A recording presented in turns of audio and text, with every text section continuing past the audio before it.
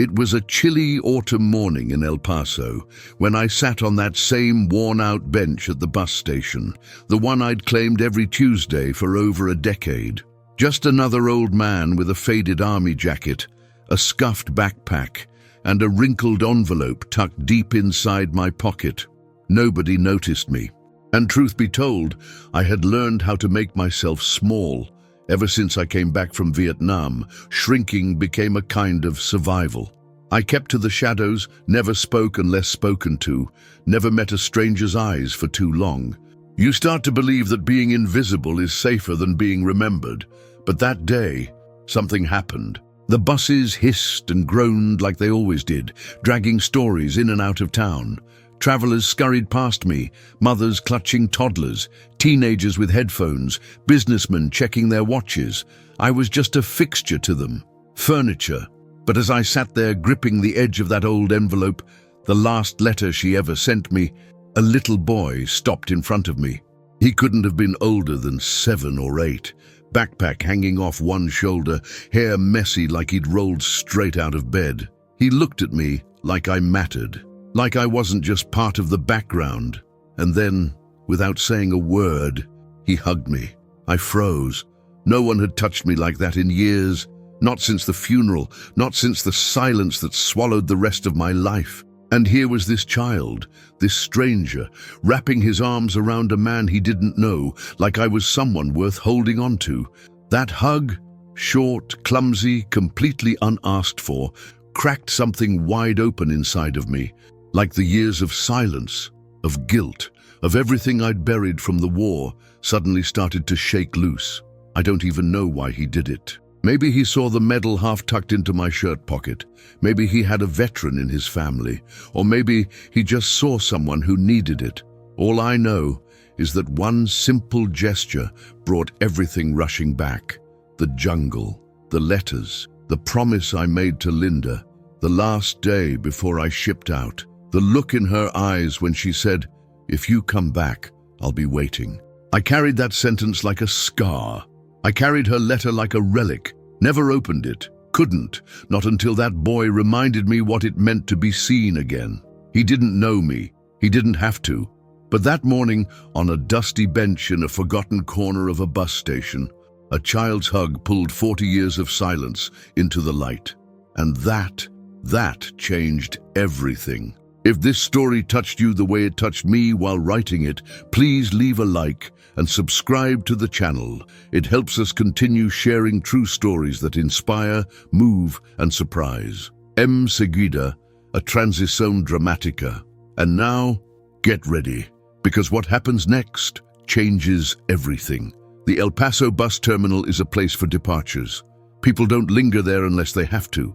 I went every Tuesday morning like clockwork. Same bench, same time, same old routine. I'd sit with my faded backpack at my feet and that yellowing envelope pressed flat inside my jacket, close to my chest, like it was the only thing tethering me to the world. It was the last letter Linda ever sent me, dated a week before I deployed to Vietnam. I never opened it. Still haven't, not until much later. That envelope became a symbol, not of memory, but of everything I was too afraid to face. No one paid attention to me there. I was just another old man. I knew the looks, quick glances, polite avoidance, whispered assumptions. To them, I was probably homeless or maybe waiting for a son who'd never show. Some avoided me altogether, veering just slightly as they passed, as if my quiet presence made them uncomfortable. Others glanced once, then looked away, not out of cruelty, but because we live in a world that doesn't know what to do with its ghosts. And make no mistake, I was one. I blended in with the walls, the vending machines, the yellowed signs for Greyhound and Trailways. Invisibility became a habit I couldn't shake. You don't survive a war and a lifetime of silence by standing out. You survive by shrinking, by folding yourself so small that no one can grab hold of you. I never boarded a bus, not once. I just sat, watched people go, listened to the announcements echo through the loudspeakers, drank bitter coffee from the vending machine and smoked one cigarette. Always the same brand, always the same bench. It wasn't nostalgia. It wasn't hope. It was rhythm, a way to keep breathing. That letter, the one I never opened, was always with me. I'd smooth the edge with my thumb over and over. Not reading it became a ritual, like prayer, like penance. I told myself if I opened it, the story would be over, and I wasn't ready for endings, not yet. Some days, I'd imagine what it said. Maybe she told me she'd moved on. Maybe she wrote she was proud of me. Or maybe it was a goodbye she never got to say. That uncertainty became more bearable than the truth. The people around me had lives. I could see it in the way they moved, fast and full of purpose. I'd watch young fathers juggle strollers and backpacks, teenagers arguing with each other, soldiers coming home or heading out, polished boots, clean shaves, unaware of what waited for them. I saw pieces of myself in them, or at least the man I used to be, before everything changed. No one ever spoke to me, not really. Maybe the occasional, "Excuse me," or "Is this seat taken?" But never a real conversation. And I didn't blame them. I'd spent decades avoiding people, building walls with silence and guilt. After a while, it becomes second nature. Then came that Tuesday morning, the one that cracked the pattern. I was holding the envelope in my hand, just tracing the name on the front with my finger, when I saw him. A boy, probably 8 years old, if that. He had a blue backpack that sagged on one shoulder and bright, curious eyes that reminded me, painfully, of someone I once knew. He stood right in front of me and stared. I looked up, expecting him to move along like everyone else. But he didn't. He tilted his head and pointed. "Is that a medal?" I blinked. "Yeah," I said after a pause. "It is." He didn't hesitate. "Is it real?" For a moment, I didn't know what to say. I looked down at the bronze star clipped to the inside of my jacket. I'd forgotten it was even visible. "Yes, it's real," I finally said. "Too real." Then, without another word, he stepped forward and hugged me. No hesitation, no fear, just wrapped his little arms around me like it was the most natural thing in the world. And I couldn't move, couldn't speak. My arms stayed frozen at my sides while my heart hammered in my chest like I was 20 again, ducking gunfire in the jungle. No one had touched me in years. Not like that, not like they meant it. I wanted to ask him why me? But he just smiled wide and honest and said, "My grandpa was a soldier too. I think he would have liked you." And then he ran off, just like that, leaving me sitting there with my heart in my throat and that old envelope suddenly feeling heavier than ever. That was the moment everything shifted, when a little boy, with no reason at all, gave me back something I didn't know I'd lost. A reason to be seen. I met Linda in the spring of 1967, back when the world still felt wide open and full of promises. She worked at the diner near the army base in Fort Bliss, pouring coffee and leaving little hearts on the receipts when she liked your smile. She had this way of talking, soft, steady, like the desert wind at night, and the kind of laugh that made you forget everything wrong with the world. I was just a kid, barely out of boot camp, playing soldier, before I'd ever seen a battlefield. We fell fast, like most young lovers do before war shows up to collect. The day I got my orders for Vietnam, she took my hand outside the diner and pressed a folded note into my palm. "If you come back," she said, eyes glassy but holding back, "I'll be waiting." And just like that, she became my anchor, my lifeline. Something to write to when the nights got too long and the jungle too dark. I wrote to her from every outpost, every camp, every godforsaken patch of land we occupied. I'd sit on ammo crates or huddle under ponchos and scribble between mortar rounds, trying to turn horror into sentences. I didn't tell her everything, never could. But I tried to make it real without making it unbearable. She always wrote back. Always. Her letters came with perfume-smudged envelopes and doodles in the margins. Sometimes she'd draw flowers, sometimes stars. I started calling them my constellations, little reminders of the world I was fighting to return to. Then, one day, they stopped. No explanation, no warning, just silence. I told myself it was mail delays, that letters got lost all the time, that the system was broken. But weeks passed, then months. The others kept getting mail, I didn't. I checked every name call with a sinking gut. Nothing. The silence became heavier than the rifle slung across my chest, until one day, just after a brutal ambush near Quang Tri, the mail truck arrived late. A single envelope, yellowed and creased, addressed in Linda's handwriting, but I didn't open it. I don't know why. Maybe I was scared of what it would say. Maybe I already knew. That envelope stayed with me. I slipped it into the inner pocket of my rucksack and carried it through every firefight, every march, every death I witnessed. I kept it dry with plastic and prayer. It became my only constant. When I got hit, shrapnel through the leg, torn muscle, blood soaking the jungle floor, they choppered me out and dropped me into a field hospital. I spent weeks there, staring at that ceiling, surrounded by moans and quiet death. I thought about Linda, about what kind of man I'd become, about whether I deserved anyone waiting for me at all. When I finally came home, I didn't call her, didn't write, didn't knock on any doors. I told myself I was doing her a favor, that the man she loved, the one who laughed over milkshakes and promised forever, died over there. And in his place came back a ghost. I kept the envelope, but I never opened it. People ask why sometimes when they hear the story now, and I don't always have a good answer. Maybe I thought that as long as I didn't read it, Linda could still be out there somewhere. Maybe if I opened it and it said she'd moved on, I'd finally have to let go. Or maybe worse, maybe it would say she'd waited and I'd have to live with the shame of never going back. I moved around a lot after the war. No wife, no kids. I worked odd jobs, did some welding, drove trucks, but nothing ever stuck. I became a man shaped by what he didn't do, by silence, by that one unread letter. The bus station became my confession booth. Tuesday mornings, I'd sit with the envelope and imagine what she might have written. Sometimes I'd picture her telling me she found someone else.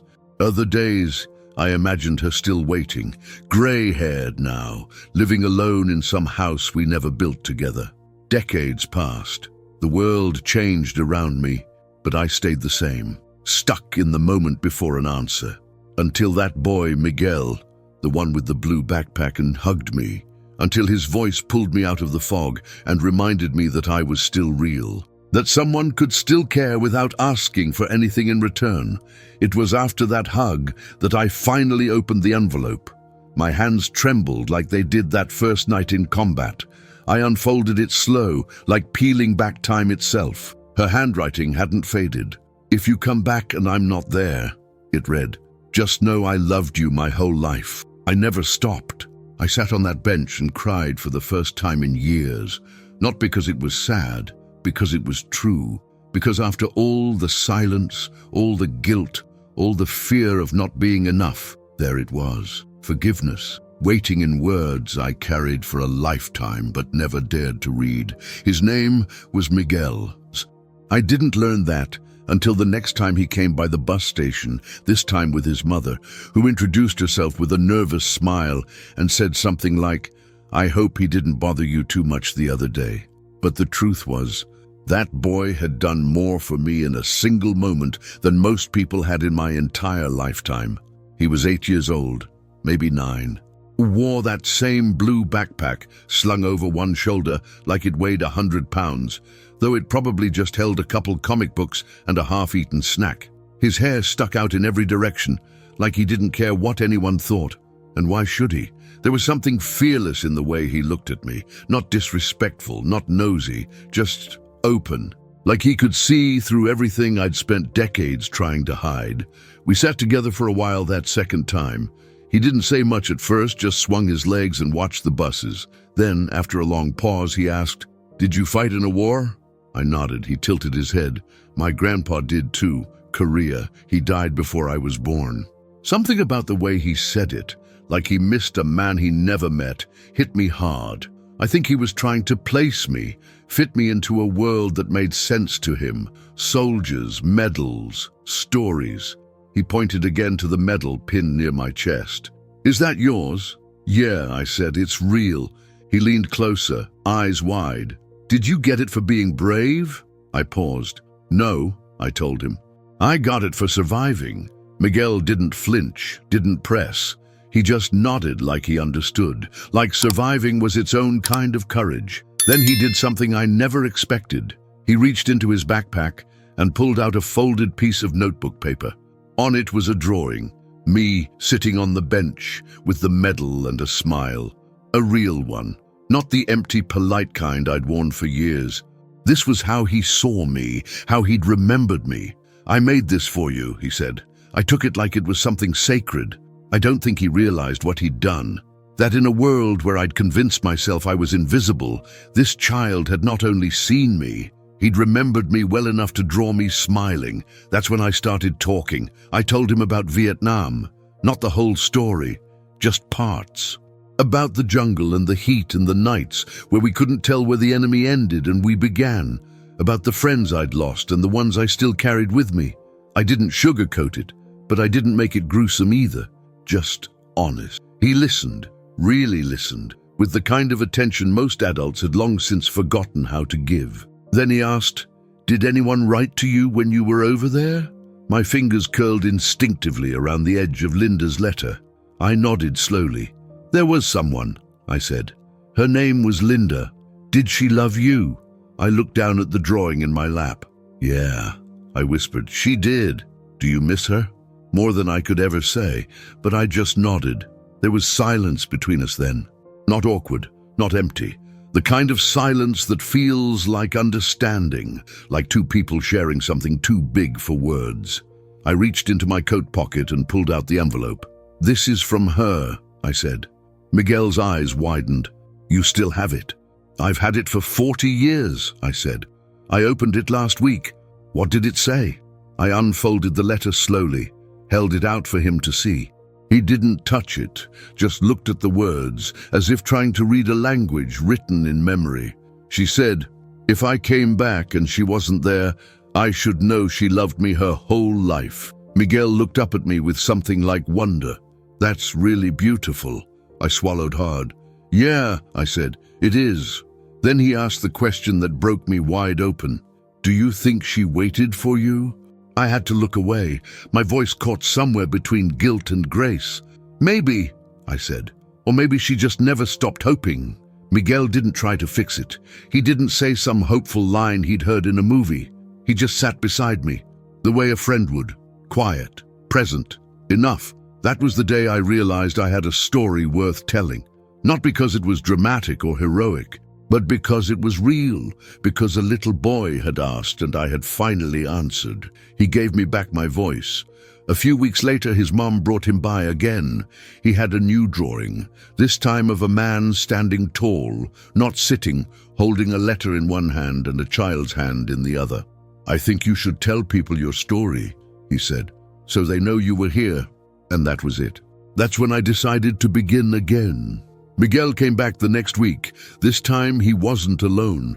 His mom walked beside him, holding a small brown paper bag in one hand and his backpack in the other. She smiled, a little uncertain, and handed me the bag. "Miguel wanted to bring you something," she said. "He's been talking about you non-stop." Inside was a peanut butter and jelly sandwich wrapped in foil, a small thermos of hot coffee, and another drawing. Me again, this time smiling with my arm around a little boy, the medal on my chest shining like a sun. Above the picture, in big, colorful letters, he had written, "Thank you for coming back." I stared at it for a long time, not because of the colors or the handwriting, but because for the first time in years, I saw myself the way someone else did, not as a ghost, not as a regret, but as someone who mattered, who came back, who still had something left to give. That night, I went home and opened the box I had kept locked in the closet for decades. It was old and dusty, covered in tape and silence. Inside were the things I'd tried to forget, faded photographs, dog tags, letters from the field, and one worn-out notebook I had started during recovery in the Veterans Hospital but never finished. On the first page, I had written, "Things I won't say out loud," and then silence. Until now. I picked up a pen and started writing again. At first, the words came slow, halting, like trying to start an engine that hadn't run in years. I wrote about the base in Da Nang, about the nights without sleep, about the kid from Ohio who played guitar on the steps of our barracks until the mortar shell took him. I wrote about the heat, the fear, and the ridiculous things we did to stay sane, like duct taping playing cards to our helmets or carving initials into bullets we swore we'd never use. But I also wrote about Linda, about the diner, about how she used to draw stars in the corner of her napkins, about her laugh, about that last night before I shipped out, when she pressed her hand against my heart and said, "Come back with this." Each memory felt like turning on a light in a long, dark room. Over time, writing became routine, like breathing again, like reclaiming the pieces of myself that I thought had been buried overseas. I told Miguel's mom, her name was Carla, about it, and she encouraged me to keep going. One day, she asked if I'd be willing to talk to a small group at Miguel's school. "Just a few kids," she said. "Nothing formal. They're studying the Vietnam War. It might help them to hear from someone who was there." I almost said no, but Miguel looked up at me and said, "They'd listen to you."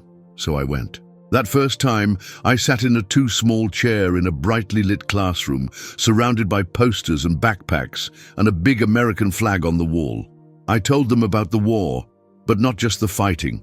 I told them about the waiting, about what it felt like to lose people you barely had time to know, about letters, about coming home to silence.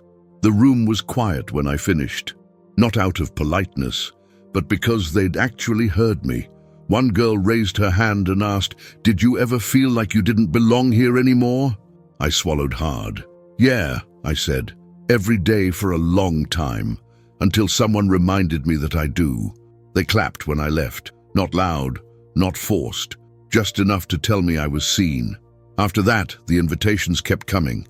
Other schools, community centers, church groups, places I never thought I'd walk into. I wasn't just telling war stories, I was telling my story. And for the first time, I realized that was enough. I found out through an old neighbor that Linda had passed away years ago. She never married, never moved out of that tiny apartment on the east side. Her neighbor said she always left an empty chair at her kitchen table, on the left by the window, for someone who might come back, she said. I didn't cry when I heard that. I just sat still for a long time, holding the phone, letting the silence do what it needed to do.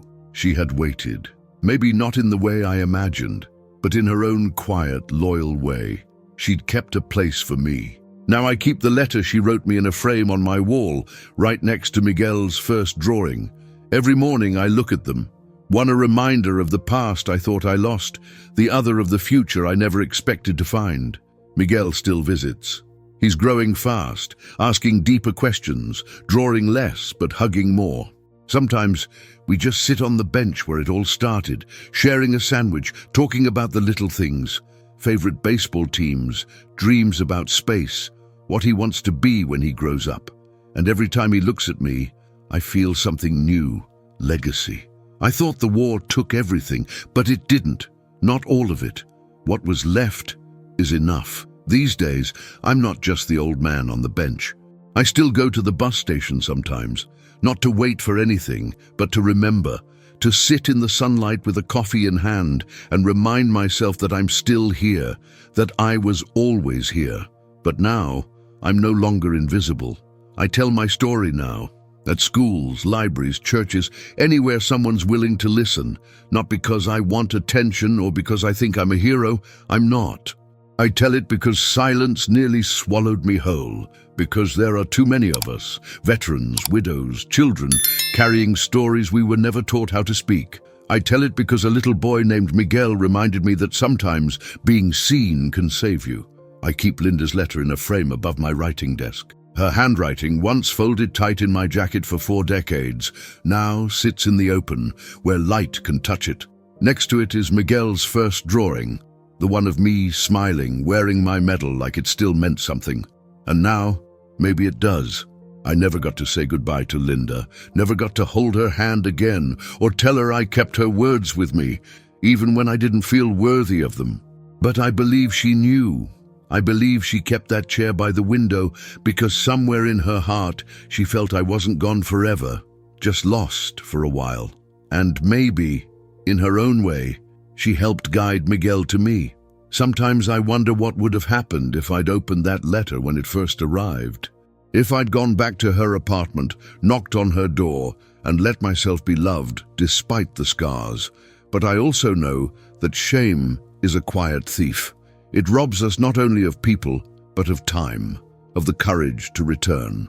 Still, I came back, not all at once, not in the way I imagined, but piece by piece, breath by breath. And Miguel, well, he keeps drawing, keeps asking questions, keeps showing up.